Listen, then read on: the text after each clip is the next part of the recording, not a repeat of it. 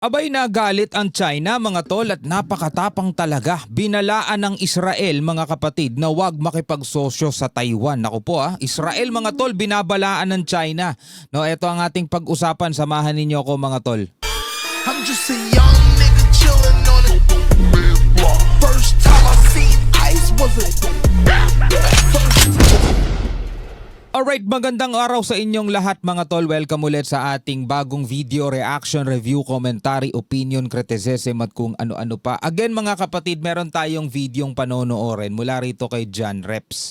No, sabi rito, binalaan daw ng China ang Israel na wag makipagsosyo sa Taiwan.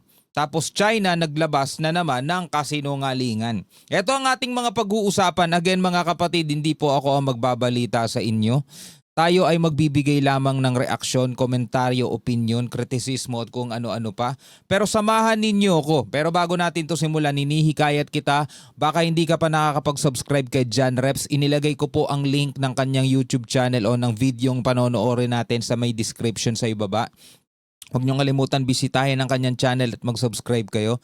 At kung bago ka pa lamang dito at gusto mo naman yung mga ganitong klaseng talakayan kung saan binibigyan natin ng reaction ng mga balita, mga maiinit na balita na may kinalaman sa mga kaguluhan mga kapatid, lalong-lalo na rito sa West Philippine Sea, huwag mong kalimutan mag-subscribe sa ating YouTube channel. Click mo na rin ang notification bell para ma-notify kayo whenever na may mga bago tayong reaction video tulad nito. At kung ikaw naman ay nanonood sa ating FB page, no, huwag mo rin kalimutan mag-follow and like. Maraming salamat sa ating mga bagong followers. Nasa 183 o 84,000 na po tayo. Maraming salamat. At nakikita natin mga tol, napakarami ng mga Pilipino nagiging bukas ang kaisipan pagdating sa usapin natin ng ating soberanya. No? So wag na natin patagalin pa, panoorin na natin to mga tol. Nagalit na naman ang China matapos malaman ang tungkol sa palihim na ugnayan ng Taiwan at Israel na may kinalaman umano sa mga air defense system. Again mga kapatid, ulitin natin na napakasensitibo ng China kapag ang pinag-uusapan Taiwan. Kahit na anong klaseng bansa ka pa, malaki ka man o maliit, basta nagbigay ka ng komento o nakipag-ugnayan ka rito sa Taiwan, magagalit sa iyo ang China. Kahit nga halimbawa merong personal visit lang mga tol, yung mga opisyal ng Taiwan, for example, bumisita sa bansa mo pero wala namang kinalaman sa government. Bumisita lang, for example, binisita niya yung kamag-anak niya mga tol, magagalit pa rin sa iyo ang China. Kaya naman nagbabala ang China sa Israel na itigil ang mga mali umanong hakbang na posibleng makakaapekto sa kanilang relasyon. Alamin ang buong detalye mamaya. Oo, talaga si Netanyahu pa babantaan niyo, warprek din tong taong to. At China naglabas ng sariling version ng video sa nangyaring insidente sa Skoda. At gaya ng dati, abay minanipula na naman o kasinungalingan mga kabayan. Kaya't para malaman Eto, baka hindi pa kayo updated tungkol dito mga tol, pag-usapan din natin yan mamaya. ang buong detalye ay tumutok at makinig na mabuti.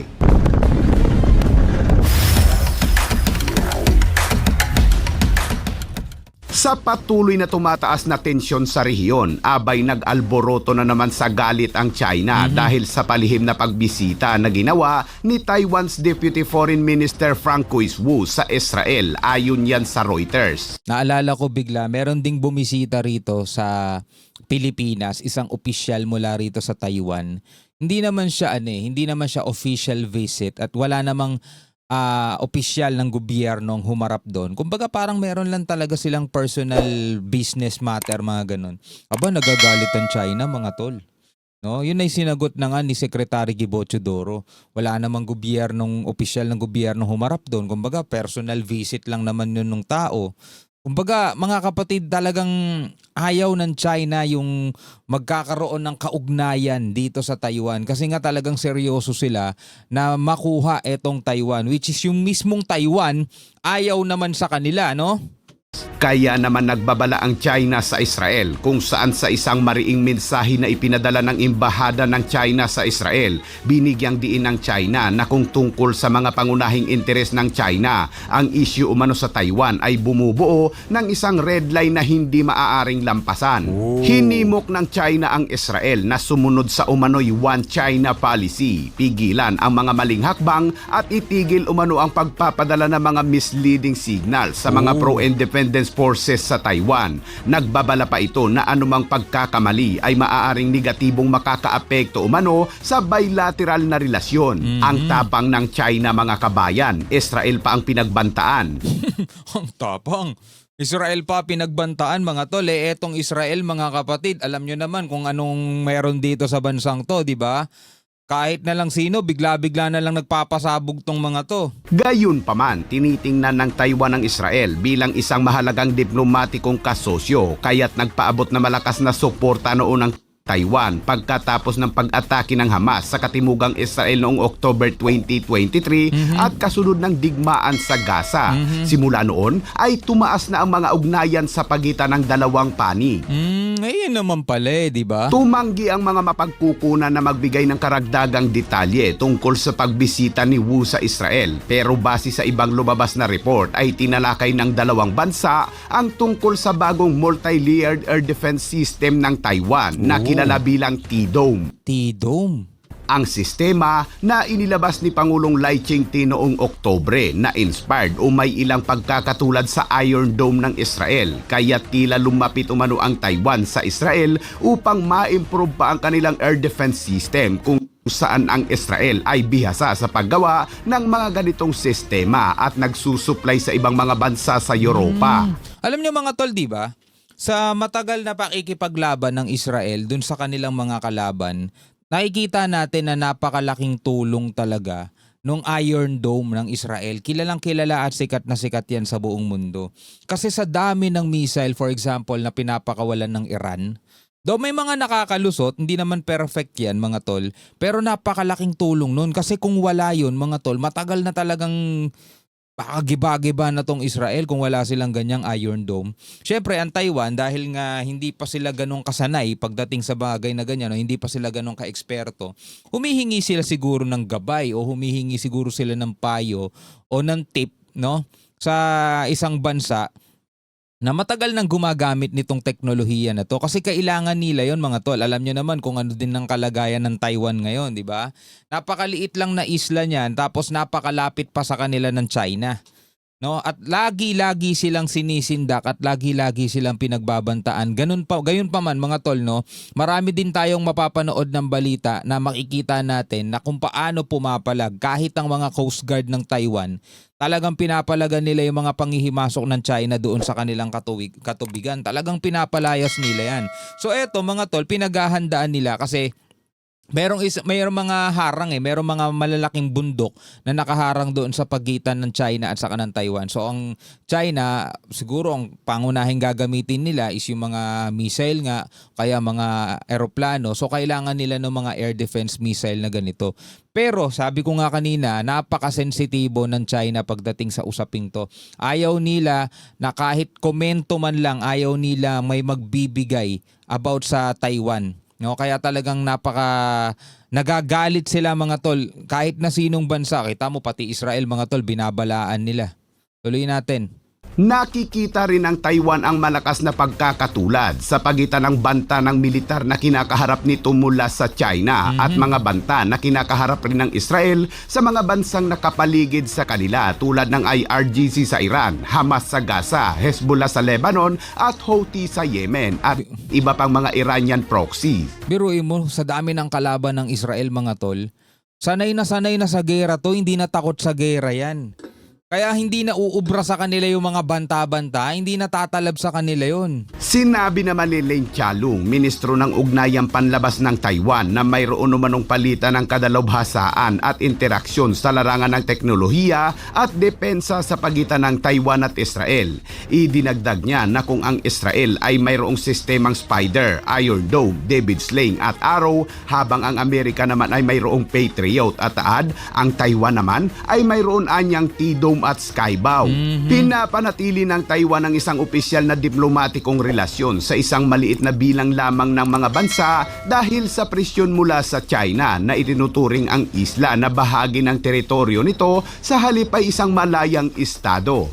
Limitado ang diplomatikong bakas ng Taiwan sa Middle East, ngunit ang Taiwan at Israel ay nagpapanatili ng mga de facto na embahada sa Tel Aviv at Taipei, kahit ang Pilipinas at Taiwan noon ay hindi gaanong close dahil sa One China policy at lalo pa itong nagkasamaan noon ng pagbabarili ng 8 tauhan ng Philippine Coast Guard ang mga mangingisdang Taiwanese. 2013 yan nangyari mga kabayan. Panahon ni Pinoy. Matapang panuon ng Philippine Coast Guard. Sa totoo lang mga tol tulad nga nung sinabi ko, no, nung panahong 2012 mga tol, kaya nagkaroon ng standoff dito sa Bajo de Masinloc kasi nga yung mga mangingisdang incheck na nakitang nangunguha ng mga giant clam, nanguhuli ng mga illegal na hindi naman dapat hulihin, aarestuhin yun mga tol ng Philippine Navy. Ganun pa tayo ganun pa tayo kalakas nun, mga aresto tayo mga tol. Biruin mo mga aresto tayo. Sa ngayon mga kapatid, kahit na wina-water cannon na tayo mga tol, hanggang report lang tayo sa TV, di ba? Pero dati mga aresto talaga tayo. Matapang pa noon Pero mula nga nung nagkaroon ng standoff, di ba? Munti ka na magkaroon ng gera. Umalis tayo dun sa Bajo de Masinloc, tapos hindi na yan binitawan ng China. Ang naging tugon ng administrasyon, imbis na makapagpadala tayo ng mga warship, imbis na makipaggera tayo sa kanila, which is tama rin naman yung ginawa nila mga tol, ang ginawa na lang natin, dinaan na lang natin sa legality. Diba? In-arbitrate natin yan, which is nanalo nga ang Pilipinas. Pero mula noon mga tol, noong 2016, magpahanggang ngayon, hindi naman kinikilala ng China etong ating napanalunan, which is yung 2016 Arbitral Award. Hindi nila kinikilala yon, 'di ba? Mas iginigiit pa nga nilang irespeto nyo, kilalanin nyo One China policy, pero hindi naman nila kinikilala international law. Tindi, no? Wala ganun tayo dati, ngayon ganito na tayo. Nang umupo ang administrasyong Marcos ay dito na nagsimulang tumibay ang samahan ng Pilipinas at Taiwan. Sa katunayan, nagpulong ang Philippine Coast Guard at Coast Guard Administration ng Taiwan sa Maynila nitong linggo lamang upang talakayin ang mga potensyal na linya ng kooperasyon kabilang ang pagbabahagi ng impormasyon at mga pagsisikap sa pagpapalakas ng kapasidad sa harap ng tumitinding tensyon sa West Philippine Sea at Luzon Strait. Nakatuon din ang mga talakayan sa pagpapalawak ng mga programa sa edukasyon at pagsasanay para sa mga tauhan, mga pagsisikap sa pagpapalakas ng kapasidad at iba pang mga bagay na kapwa pinahahalagahan. Ang interaksyong ito sa pagitan ng dalawang Coast Guard ang pinakabagong halimbawa ng isang nagsisimula at lumalaking talakayan sa kooperasyon sa depensa at seguridad sa pagitan ng Pilipinas at Taiwan. Hinihintay ko lang na subukin talaga ng China yung kapasidad ng Israel, no? Sana subukin nila. Yun lang naman ang natin para malaman natin mga kapatid kung talagang gaano kalakas etong China ngayon. No? Subukin nila yung kapasidad ng Israel. Total, naghahanap naman sila ng bansang, alam mo yun, kaya nilang sindakin. Malay nila, di ba, masindak ulit nila yung Israel, di ba? O ibig sabihin, masindak ulit yung katulad ng ginagawa nila sa ibang bansa ay magawa rin nila sa Israel kung magagawa nga nila. At dagdag na balita mga kabayan, abay naglabas ang China ng sarili nitong bersyon ng video Eto na. na kasinungalingan sa nangyaring insidente sa Skoda Shoal noong December 12. Hindi ipinakita ng China ang kanilang pag-water cannon pero sinabi ng China na hindi sila totoong mangingisda kundi sila umano ay mga milisya ng Philippine Coast Guard na nag-disguise lamang bilang mangingisda na gusto umanong makalapit sa lagoon. So eto yung ipinupoint out nila mga tol. Hindi nga fishermen ang tawag nila dyan mga Philippine personnel. Ganyan ang tawag nila dyan mga tol. Ibig sabihin mga tauhan daw. So hindi mga mangingisda ang tawag nila dyan. So nagpapanggap lang daw itong mga to na mangingisda pero ang totoo is plano talaga daw ng Pilipinas manggulo. Yun ang kasinungalingan nila dyan Ngayon ang pinopoint out nila rito, etong patalim na hawak-hawak nitong taong to. Biruin mo mga kapatid, isang napakaliit na bangka. Alam mo itong bangkang to, ito yung mga makikita mong nagdadala ng mga turista sa So pag nag-island tour ka, island tour, 'di ba? Pag nag-island hopping ka, pag nasa bakasyon ka, mga ganitong kalalaki lang 'yun Maliit pa nga to mga tol 'Di ba? Ito yung kinakatakutan nila. Yan yung sinasabi nila na sinisindak daw sila mga tol. Kahit naman sino 'di ba? Halimbawa, ito may papalapit sa iyo. Etong bangkang to, etong nasa unahan. Ang sakay niyan mga tol, mga 4-5 China Coast Guard. Tapos nag-iisa lang tong lalaki, malamang talaga kung anong mabibit-bit niyan, kung anong mahahawakan niyan. Sige, huwag kayo lumapit dito, di ba? Yun yung natural na reaction. Pero ito yung ginagamit nila ngayon, pambala, para mabaliktad nila ng husto. Pero biruin mo mga tol, patalim, tapos parang inihahayag nila na mas higit pa to kaysa dun sa meron sila, yung water cannon nila. Di ba? Kung titignan mo nga mga kapatid, kung babalikan nga natin yung kaganapan last year 'di ba? July 17 mga tol. 'Di ba? Kung saan binutas nila yung rubber boat ng mga sundalo, niramp nila, may naputulan pa ng daliring sundalo natin, 'di ba? Kitang-kita sa mga video, may hawak na palakol, may hawak na patalim, 'di ba? Binabaliktad nila lahat, pinapalabas lahat nila na Pilipinas ang nagpapalala ng gulo. Ugag talaga tong Chino mga kabayan. 非方人员甚至持刀威胁中方现 Ano, 场维权执法的海警。 Look, these fishermen were injured by water cannons. That's the narrative Manila is pushing. A classic case of playing the thief while crying victim. People are wondering, are they maritime militias disguised as fishermen? Even after clear warnings from the China Coast Guard, these so-called fishermen kept filming, kept advancing, and using knives to threaten Chinese Coast Guard officers. That's not how real fishermen behave. That's not how real fishermen behave. Kita mo kung yung reaction niya pa nga. Alam mo talaga meron siyang nalilin lang eh. And this isn't the first time the Philippines has pulled this stunt. Again and again, Manila sends ships into the South China Sea under the cover of fishing, only to cry victim when confronted. This time, the provocation lasted 2 days. On December 11th, Philippine fishing boats intrude near China's Huangyan Island, while small aircraft carrying journalists illegally entered Chinese airspace. On December 12th, additional Philippine vessels stirred up trouble by intruding into the lagoon of Xianbing. So why now? On the one hand, the Philippines is acting out a Okay, so lahat ng sinasabi nila, pumasok daw sa airspace ng China, pumasok daw sa karagatan ng China, sa teritoryo ng China, lahat ng yun mga tol ay walang basehan. Bakit? Kasi ayon sa international law, ayon sa United Nations Convention on the Law of the Sea, which is partido sila, member sila, pumirma sila, yan ay nasa loob ng exclusive economic zone ng Pilipinas. So hindi na China versus Philippines to China versus international law.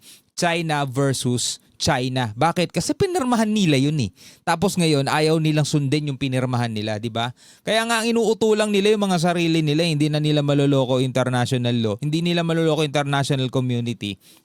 Pero sad to say mga tol, meron pa rin silang nalilin lang ng mga kababayan nating Pilipino Well, di naman natin talaga maiiwasan, meron talagang mga ogag, di ba? Kaya nga tayo nagbibigay ng reaction mga tol para mas marami pang mga tao mabuksan ng kaisipan Anyway, bilang mga Pilipino, ano ang inyong masasabi tungkol dito? Comment na lamang kayo sa ibaba. Hanggang sa muli, ako nga pala si Shobaldi. Peace out.